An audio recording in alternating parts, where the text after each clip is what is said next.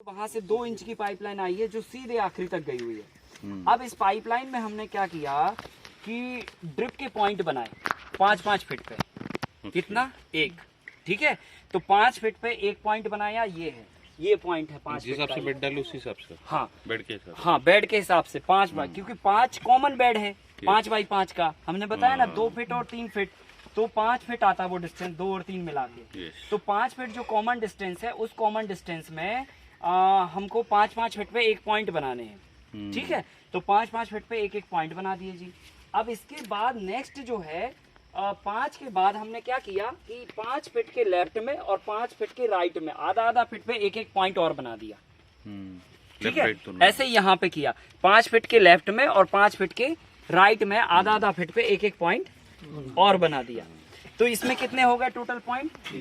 3 point हो गए। और 3 पॉइंट में जो है अब हमारे पास फ्लेक्सिबिलिटी बहुत ज्यादा बढ़ गई। ठीक है ना। अब देखिए, आप समझिए, जैसे हमने 3.5 फीट चौड़ा बेड बनाया, ठीक है, 3.5 फीट अगर चौड़ा बेड हम बनाते हैं तो हमें तीनों ड्रिप लाइनों की आवश्यकता पड़ेगी।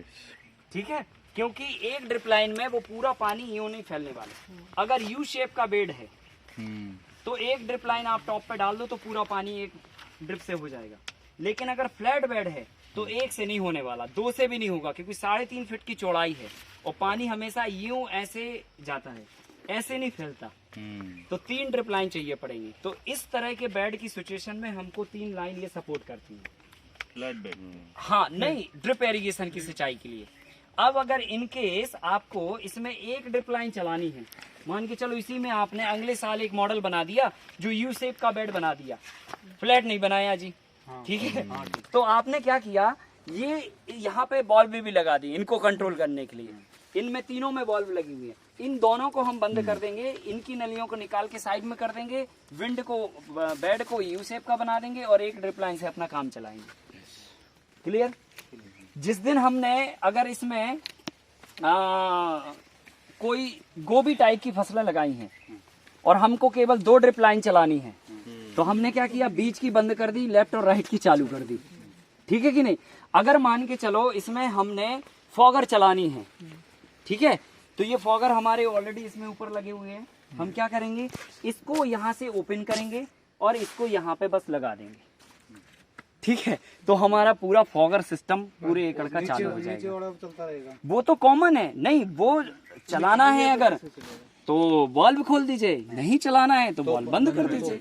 फोगर में चलेगा फिर। हाँ, फोगर में चलेगा। वो तो पानी डाइवर्ट करना आपके हाथ में है ना। हर जगह पॉइंट लगे हुए हैं। इस खेत में पानी चाहना, इधर की वाल्व खोलो, इसमें पानी चाहिए ये वाली वाल्व खोल दो, इसमें नहीं चाहिए ये वाली बंद कर दो। सिंपल है। तो ये हमने इससे फॉगर चला लिए। ठीक है, अब अगर हम इसमें छोटे फॉगर चलाना चाहें, ये तो मिनी फॉगर है, इस मिनी फॉगर के पहले एक फॉगर होता है, उसको फॉगर बोलते हैं, इसको मिनी फॉगर बोलते हैं।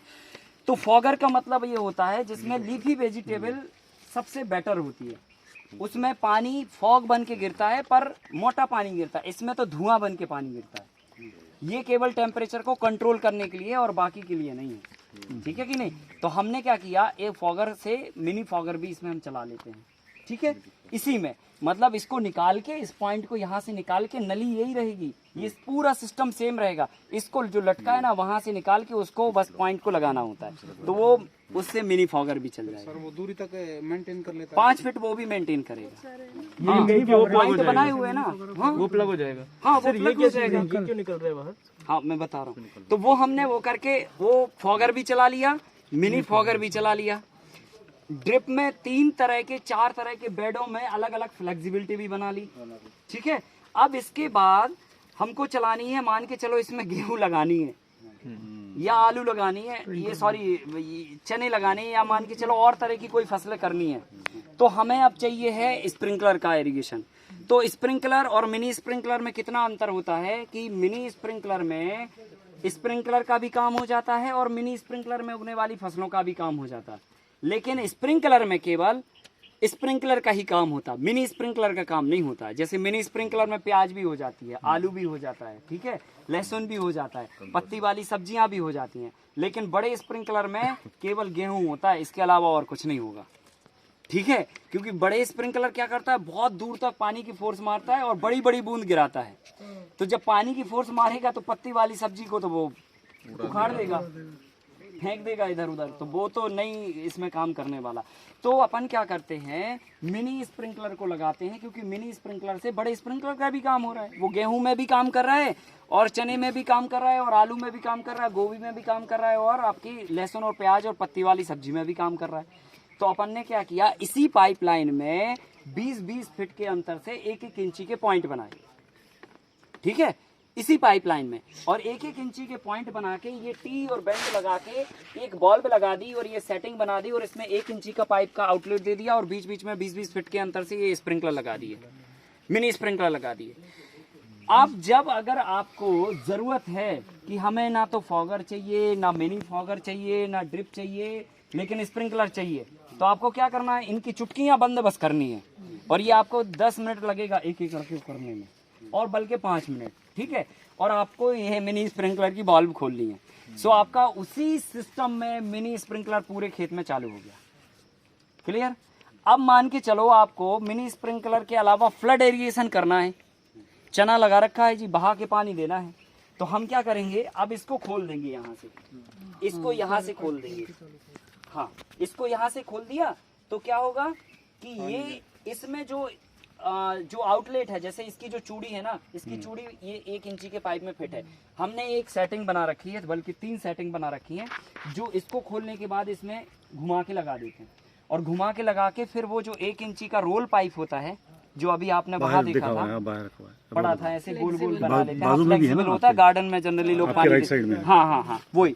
तो वो पाइप से हमने क्या किया, इसमें जोड़ लिया और 20 फीट पे अगला है, तो अगले से ले आके 20 फीट यहाँ पानी इकट्ठा किया उसकी, और इधर का 20 फीट ला के इधर इकट्ठा किया। 1 इंची पानी उससे इधर इकट्ठा हो गया, 1 इंची इधर से हो गया और 1 इंची यहाँ आउटलेट आ ही रहा। 3 इंची का पानी डिस्चार्ज हो रहा है, ठीक है। जो जितना मशीन का प्रेशर है वो पूरा पानी यहाँ डिस्चार्ज हो रहा। अब आपको जहाँ बहाना है सो आप मेढ़ा बना के बहा लीजिए, तो फ्लड इरिगेशन हो गया। अब आपको अगर लग रहा है कि हमें ऊपर का मैनुअली फॉगर इरिगेशन करना है, जो मल्टी लेयर में हम खासकर करते हैं, जो रोल वाला पाइप लेके और पानी को उंगली करके और स्प्रेड करते हैं, हाथ से करते हैं, तो वो भी हम क्या करेंगे, इसी में लगाएंगे और बस उससे चालू हो जाएंगे। जिधर पे भी हमें करना है, इधर पे करना है, इधर जोड़ा, रोल पाइप बनाया, अगर दूसरे खेत में करना है तो रोल पाइप बना के उधर ले गए और उधर जोड़ दिया, उधर चालू हो गए।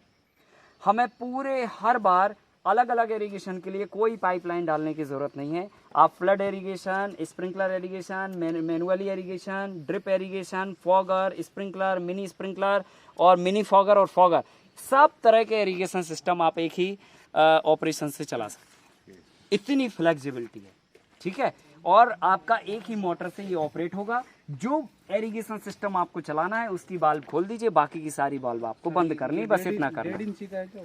नहीं, ये 1 इंची का है, ये 1 इंची है, इसका ये 1.25 इंची है, क्योंकि ये रिड्यूसर है ना, मतलब इसको और इसको ज्वाइंट करने के लिए है ये, तो इसलिए ये 1.25 इंची का है, ताकि उसमें चूड़ियां फंस सकें, ठीक है।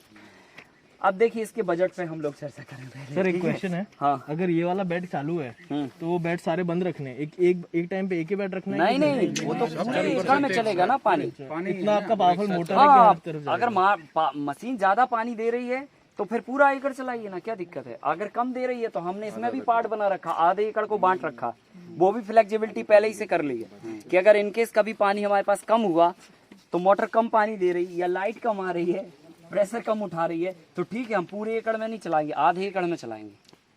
तो इतनी फ्लेक्सिबिलिटी बना रखी है कि हर तरह की परिस्थिति में, हर तरह के फसलों में अलग अलग इरिगेशन से पानी को हम दे सकते हैं फसलों में। तो ये अगर आप एक बार कर लोगे तो आजीवन आप फ्री हो जाते हैं उलझन से।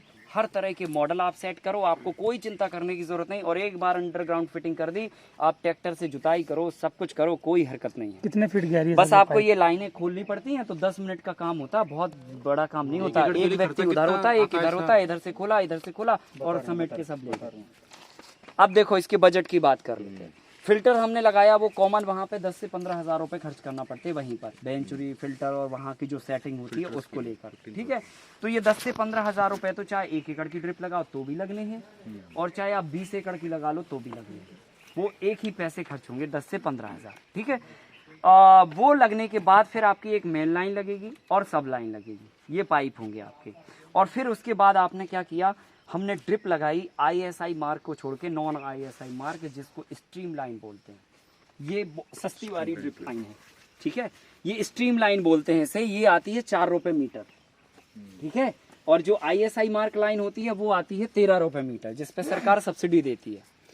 तो 13 रुपए मीटर का जब हम कोट करते हैं कोटेशन, उस पे सरकार सब्सिडी देती है कितने, 40%, कहीं तो पे 50%, कहीं तो पे भी 60%। तो 13 रुपए की वो आपको पड़ती है 6-7 रुपए में, और हम इसको लगा देते हैं सीधा कैश में 4 रुपए में, ठीक है कि?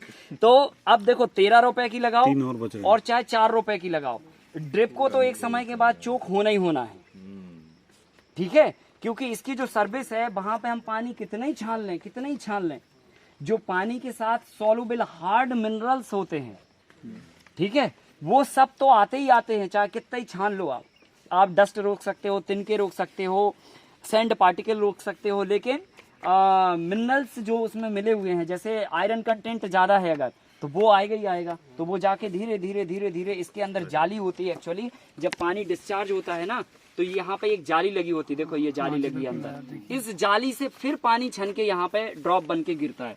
तो वो जाली में कई बार क्या होता है, नमक की मात्रा कहीं पे पानी में ज्यादा होती है, तो वो जाके अंदर जमा होता रहता है, और फिर धीरे धीरे करके 4 से 5 साल के अंदर वो चोक हो जाता है छेद में, और उसको खोलने का और साफ करने का कोई रास्ता नहीं है। तो अल्टीमेटली आपको ड्रिप वो रिप्लेस करनी पड़ती है। तो जब आपको रिप्लेस 4 साल या 5 साल में करनी ही है, चाहे वो ISI हो तो भी जाली चोक होगी, नॉन ISI हो तो भी जाली चोक होगी, तो अपन क्या करते हैं, सस्ती वाली ड्रिप उठा लाते हैं।